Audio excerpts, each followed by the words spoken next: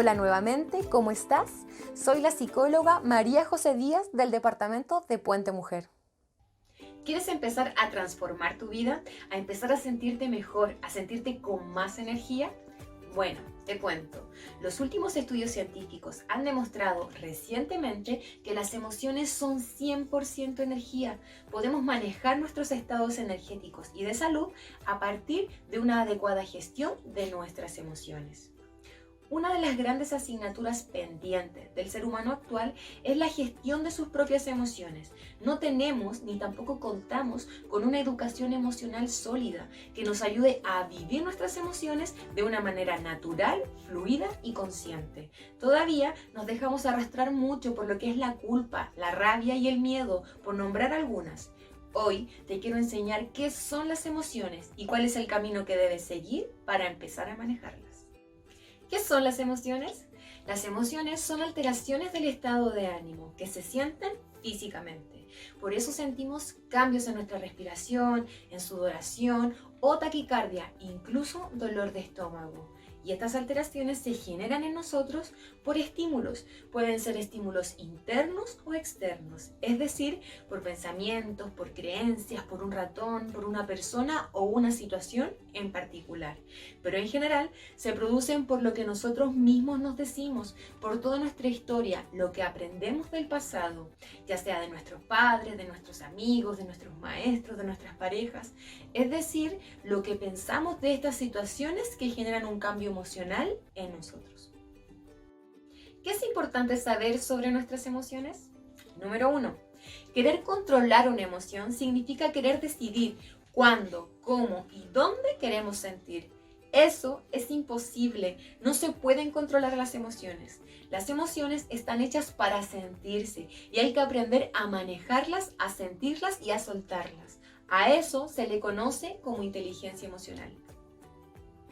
Aprender a manejar y gestionar nuestras emociones significa sentir la sensación física de la emoción y dejar que ésta fluya para poder después empezar a cambiar los pensamientos y las creencias, es decir, los estímulos que generan las emociones. Número 2. Las emociones duran muy poco tiempo en nosotros, alrededor de 90 segundos. El problema es que las alimentamos con las historias y los pensamientos que nos repetimos, por lo cual prolongamos su duración en el tiempo. Número 3. Las emociones no son ni positivas ni negativas, las emociones son neutras. Lo que es positivo o negativo son los pensamientos y las reacciones que tenemos desde nuestra emoción. 4. Puedas sentir varias emociones al mismo tiempo, aun cuando parezcan contradictorias. Puedes sentir miedo y al mismo tiempo alegría, o llorar de alegría. 5. ¿Cuáles son nuestras emociones básicas? Miedo, ira, tristeza, asco y alegría. Cada una de ellas tiene una función importante. Pero ¿qué pasa cuando no escuchas tus emociones? Cuando no prestas atención a eso que sientes, tu cuerpo inicia un proceso llamado psicosomatización, es decir, hacer de un malestar psicológico un malestar físico. Tu cuerpo hace esto con el único propósito de que prestes atención a tus emociones y lo expresa a través de dolor de cabeza, tensión muscular, problemas para dormir, gastritis o colitis. Recuerda, si no escuchas tus emociones, estas se convertirán en un malestar físico. Número 6. ¿Cuáles son algunas funciones que tienen las emociones? La tristeza aparece ante la percepción de una pérdida. De ella derivan otras emociones secundarias, como son la soledad, la ansiedad, el pesimismo o la culpa. Su función es la de reintegración personal. Nos motiva a pedir ayuda y a aumentar nuestros propios recursos para salir adelante. El miedo aparece ante situaciones o estímulos de carácter amenazante. Esa amenaza puede ser real o imaginada. De estas emociones surgen estados de inseguridad, la ansiedad o la incertidumbre. Su función es la de protegernos, tanto física como psicológicamente.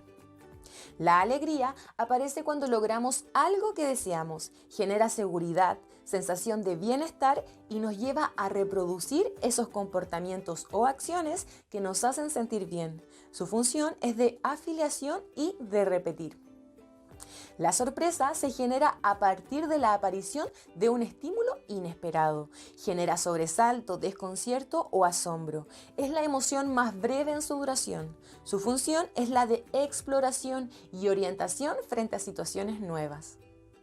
La ira aparece cuando percibimos que algo que queremos o deseamos no sale como esperábamos, o cuando percibimos que alguien interfiere intencionalmente en la obtención de nuestros propios objetivos.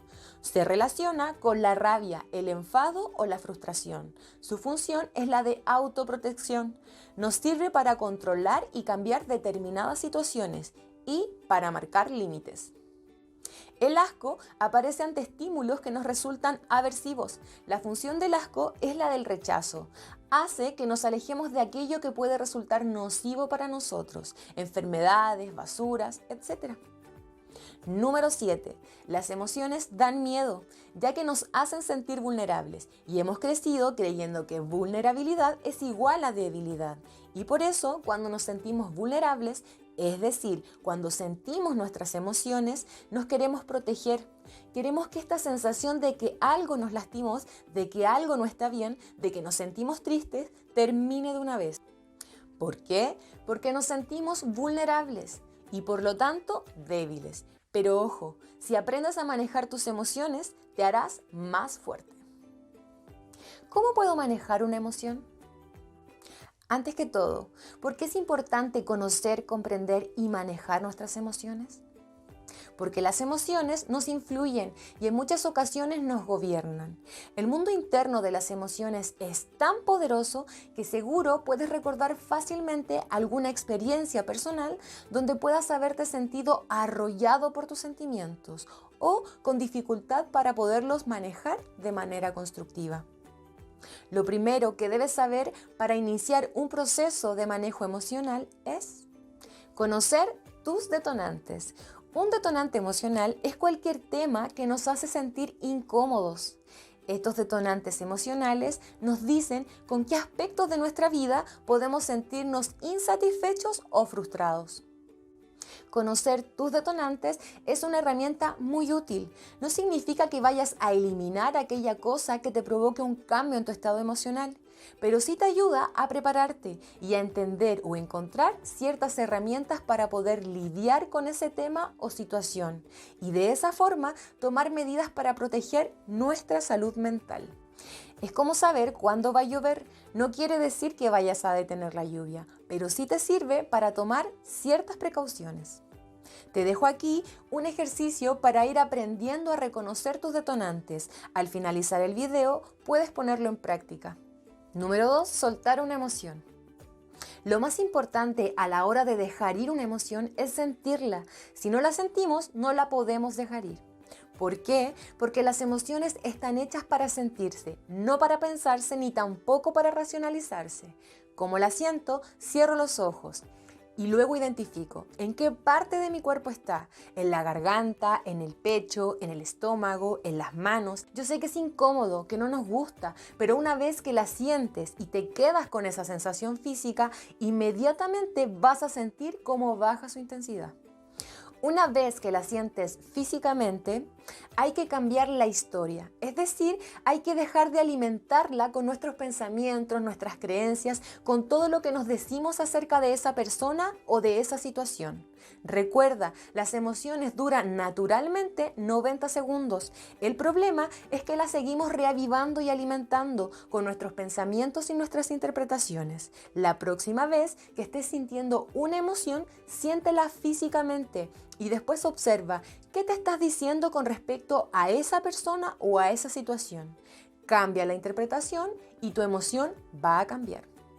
Si nosotros empezamos a juzgar lo que sentimos, si nos decimos, ¿por qué estoy enojada? No debería estar enojada, no debería estar triste si lo tengo todo. ¿Por qué me enojé otra vez? ¿Por qué tuve miedo? Etcétera. Cuando le ponemos una etiqueta de emoción buena o emoción mala, la emoción empieza a cargarse nuevamente de historia. Cada vez que sientes una emoción, recuerda que las emociones son neutras, puedes ser cómoda o puede ser incómoda, pero esto no la hace ni positiva ni negativa. Entonces recuerda, la siento en el cuerpo, cambio la historia que me estoy diciendo y dejo de juzgarla, retomo la emoción neutra. ¿Cómo manejar una emoción intensa? Número 1. Nuevamente, lo primero es siente las emociones, déjalas estar, no las quieras evitar porque van a regresar con más fuerza. Si estás triste, siéntete triste. Si estás enojado, siéntete enojado, no pasa nada. Pero ojo, no te quedes viviendo ahí, no te quedes viviendo en el dolor, porque entonces se convierte en sufrimiento. Experiméntalo, sánalo y déjalo ir.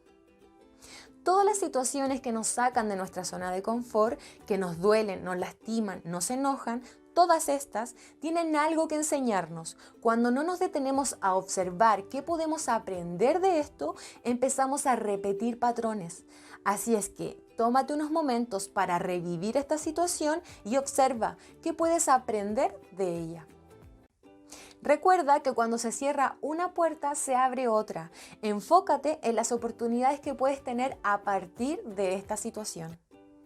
Reprimir las emociones no es bueno para tu salud mental, pero ¿qué sucede cuando esa emoción es demasiado fuerte, es muy intensa y te cuesta manejarla? Sobre todo por toda la incertidumbre que ocasiona esta época de pandemia. Puede ser que lo estés experimentando. Si esto interfiere en algún área de tu vida, es importante acudir con un profesional. Recuerda, tú eres el dueño de tus emociones, así que sé bueno contigo mismo y rodéate de personas y actividades que incrementen tu bienestar. Busca un libro de inteligencia emocional y trabaja en tu desarrollo personal.